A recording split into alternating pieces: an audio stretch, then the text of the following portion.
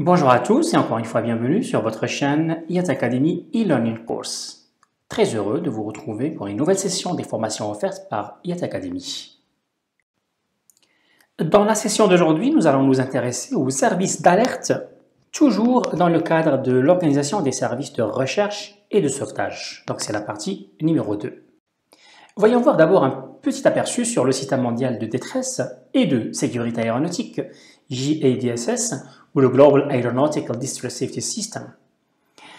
En mars 2016, l'Organisation de l'Aviation Civile Internationale, l'OACI, a mis en place ce système et a publié les SIRP, les Standard and Recommended Practices, afin d'améliorer le suivi des vols à l'échelle internationale et à la recherche de sauvetage.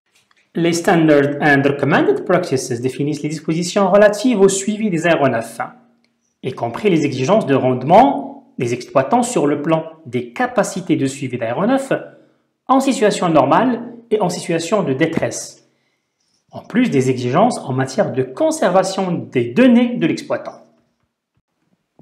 Les trois principales fonctions du JIDSS consistent à renforcer ou à faciliter d'abord le suivi d'aéronefs ou le Aircraft Tracking, le suivi de détresse autonome ou le Autonomous Distress Tracking, et la localisation et récupération après vol, le PIFLR ou le Post-Flight Localization and Recovery. Avant de couvrir en détail les phases d'alerte, nous allons d'abord nous intéresser aux conditions et aux règles de vol telles qu'établies par l'OACI. Commençons d'abord par les conditions de vol. D'abord le VMC ou le Visual Meteorological Conditions. En français, le vol à vue. Un avion est dit en conditions de vol à vue, le VMC, si les conditions météorologiques sont telles qu'il peut éviter les collisions avec les autres aéronefs ou avec les obstacles au sol. Pour cela, il faut que la visibilité ne soit pas inférieure à 8 km et que l'avion soit éloigné des nuages d'au moins 1500 mètres horizontalement et d'au moins 300 mètres verticalement au-dessus ou au-dessous. Un avion est donc considéré en condition de vol à vue, VMC, lorsque la visibilité et la distance de l'appareil au nuage sont telles que le pilote est en mesure d'éviter lui-même les risques de collision avec d'autres aéronefs ou des obstacles fixes. Voyons voir maintenant le IMC, ou le Instrumental Meteorological Conditions, ou vol aux instruments. Tout avion qui vole dans des conditions de visibilité et de distance des nuages inférieures aux conditions de vol à vue, VMC qu'on vient de voir, est dit en conditions de vol aux instruments, IMC.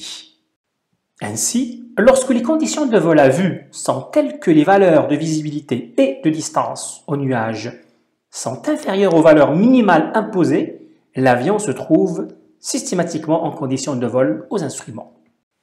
Nous allons nous intéresser à présent aux règles de vol, après avoir vu les conditions de vol. Deux types de règles de vol établies par l'OACI. Il y a donc, pour le dire autrement, deux manières de conduire son vol. D'abord à l'aide de repères visibles à l'extérieur et ensuite à partir de références données par les instruments qui sont à bord. Première règle de vol, le Visual Flight Rules. Le pilote naviguera suivant des repères visuels au sol et assurera son espacement avec un autre appareil d'une façon visuelle. Le vol en VFR ne peut s'effectuer que par des conditions météorologiques minimales VMC. Deuxième règle de vol, the Instrument Flight Rules. Un pilote effectue un vol selon les règles de vol aux instruments ou l'IFR lorsqu'il respecte un certain nombre de critères. L'ensemble des trajectoires IFR est basé sur des moyennes radioélectriques et ou de positionnement. Il maintient la configuration propre au vol IFR, sélection d'altitude, contrainte de vitesse, etc. Il suit une trajectoire imposée par les organismes de circulation aérienne. Étant donné qu'on connaît l'heure d'arrivée prévue d'un vol, l'autonomie de l'appareil, la route empruntée, il appartient aux organismes de la circulation aérienne de détecter un éventuel incident et donner l'alerte au CCS. Le CCS, ou le Centre de coordination de sauvetage, est chargé de mettre en œuvre tous les moyens disponibles pour la mission SIR, le Search and Rescue. Chaque organisme est habilité à déclencher l'alerte par un message précisant le caractère urgent de la phase. Nous reviendrons ultérieurement sur les types de phases ou sur les niveaux de phase. Alors, qui c'est qui bénéficie de ces services d'alerte? D'abord, tous les aéronefs en vol contrôlé, dans la mesure du possible, à tous les aéronefs pour lesquels un plan de vol a été déposé. On a déjà vu ça dans la session précédente. Donc, tous les aéronefs pour lesquels un plan de vol a été déposé par le pilote, bien évidemment, ou la présence est connue des services de la circulation aérienne. Troisièmement, pour tout aéronef que l'on croit être l'objet d'une intervention illicite. Pour ce qui est des phases d'alerte, il en existe trois. La phase d'incertitude, INCERFA, la phase d'alerte, ALERFA, et la phase de détresse, DETRESFA. Cette classification permet de déterminer à partir d'éléments rationnels le degré de danger et de besoin d'assistance d'un aéronef et de ses occupants, et par conséquent d'adapter le niveau d'intervention pour venir en aide et prendre les actions nécessaires sur un territoire précis. La première phase, ou la phase d'incertitude, INCERFA, donc une situation dans laquelle il y a lieu de douter de la sécurité de l'aéronef et de ses occupants. Donc là, c'est une phase qui est déclenchée si aucune communication n'a été reçue d'un aéronef dans les 30 minutes qui suivent l'heure à laquelle une communication aurait dû être reçue et lorsqu'un aéronef n'arrive pas dans les 30 minutes après la dernière heure prévue d'arriver.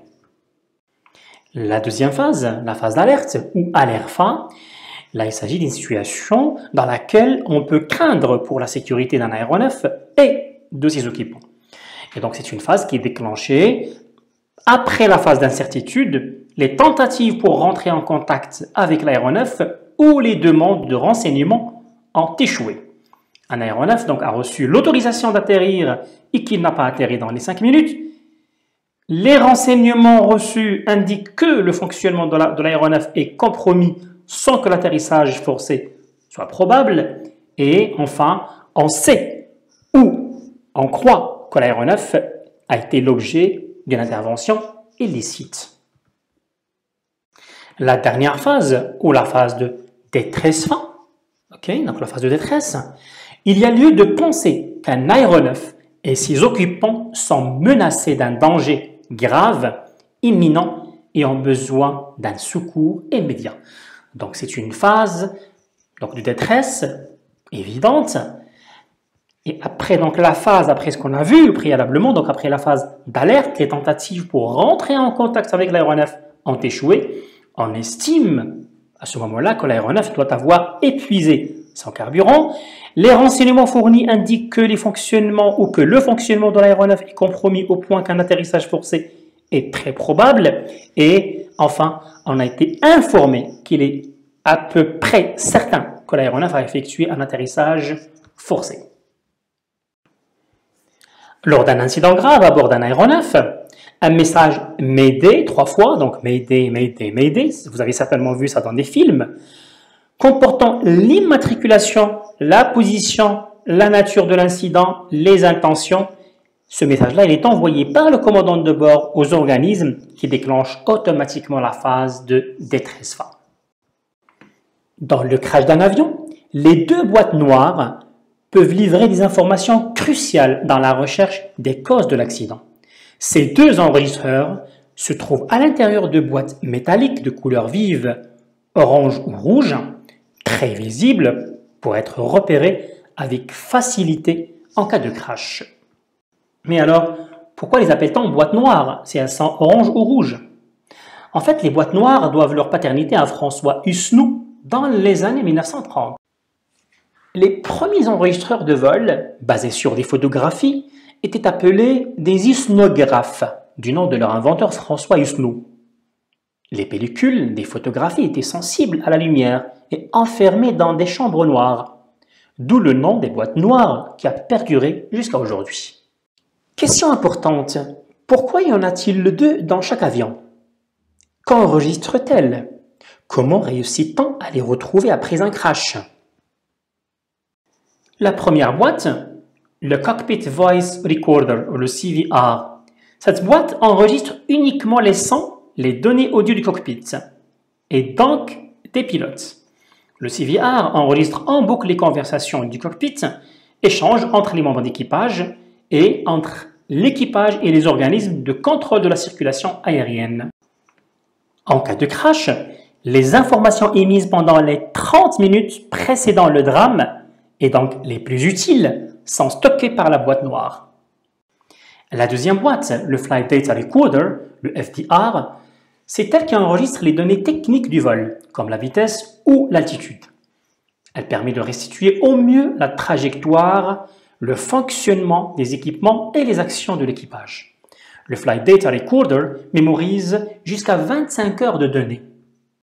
Chaque boîte noire est équipée d'une balise dite ULB, Underwater Location Beacon, qui se déclenche en cas d'immersion. Elle émet un signal ultrason toutes les secondes pendant 90 jours maximum. Dépassé ce délai, la boîte noire n'émet plus aucun signal et est quasiment introuvable.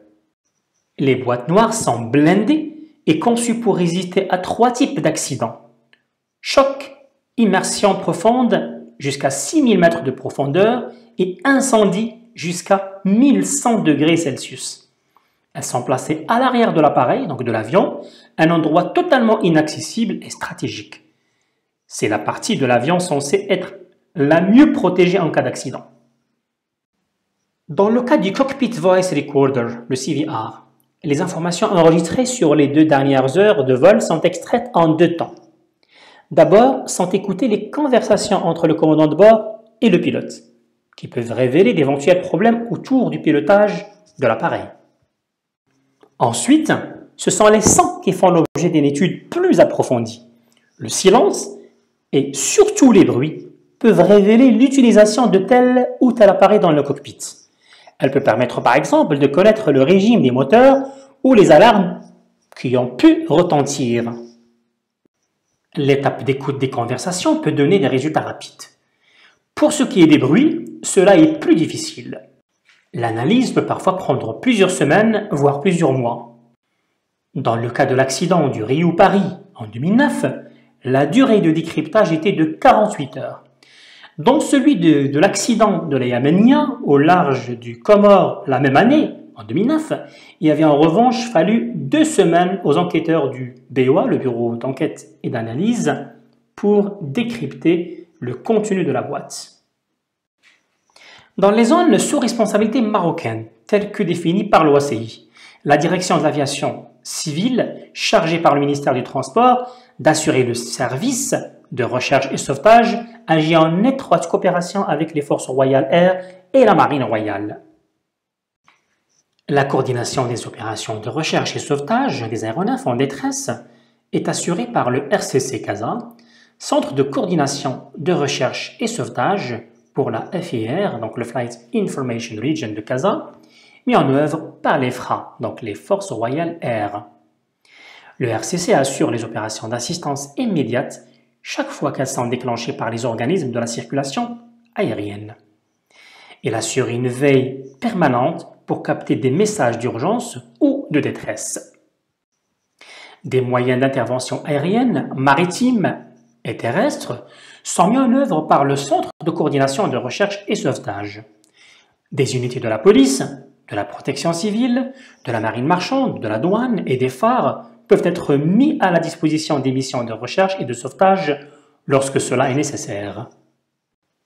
Au-delà de l'organisation mise en place par l'OACI, pour ce qui concerne la recherche et le sauvetage d'aéronefs en détresse, plusieurs conventions internationales définissent l'organisation de la recherche et du sauvetage en mer. Dans ce contexte, l'OACI et l'Organisation maritime internationale, l'OMI, ont cherché à favoriser la coopération entre autorités aéronautiques et maritimes. Afin notamment d'aider les États à s'acquitter de leurs différentes obligations, ces organisations ont publié conjointement en 1998 un manuel de référence relatif aux recherches et au sauvetage aéronautique et maritime. Voilà, chère audience, notre session d'aujourd'hui est à présent terminée. Merci à vous tous de l'avoir suivi. Pour rappel, pour prendre connaissance d'une variété de sujets qui traitent de différents aspects de l'aviation civile en anglais, je vous invite à visiter notre blog aviationstars.com. Je vous mettrai le lien dans l'espace de description de cette vidéo. Encore une fois, merci à vous tous pour votre intérêt. Sur ce, je vous dis au revoir, portez-vous bien et à très vite, Inch'Allah.